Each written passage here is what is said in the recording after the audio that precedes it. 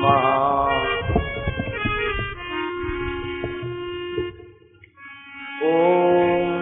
नमः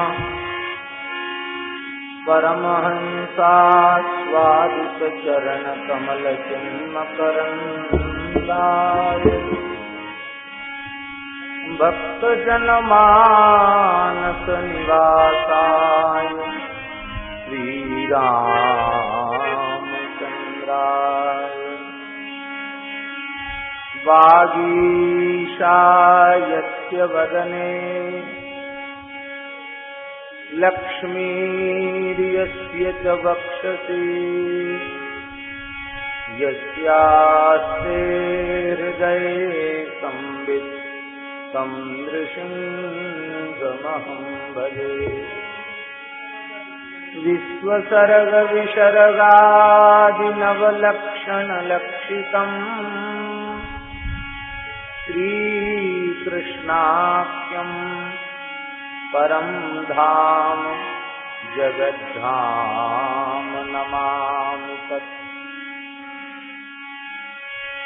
नमो गोभ्यः श्रीमतीभ्यः सौरभेभ्येव च नमो ब्रह्मसुताभ्यश्च पवित्राभ्यो नमो नमः।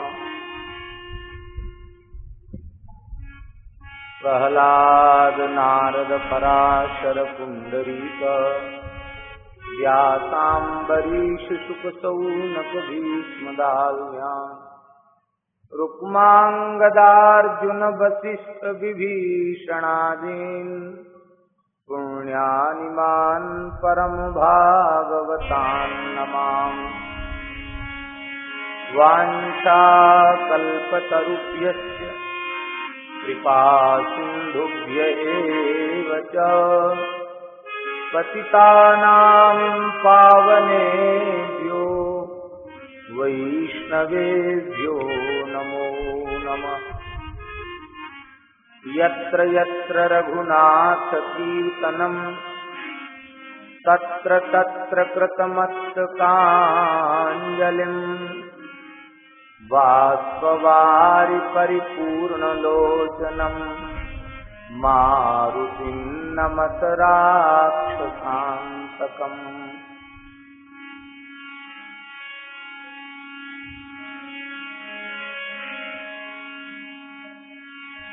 भक्त भक्ति भगवंत गुरु चतुर नाम बपुवेश इनके पद वंदन किए नाशं विघ्न अनेक।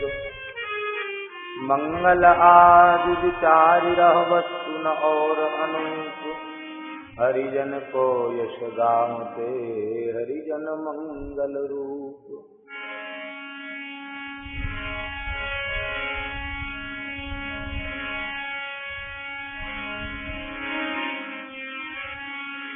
श्री राम जय जय राम श्री राम जय जय राम श्री राम जय जय राम श्री राम जय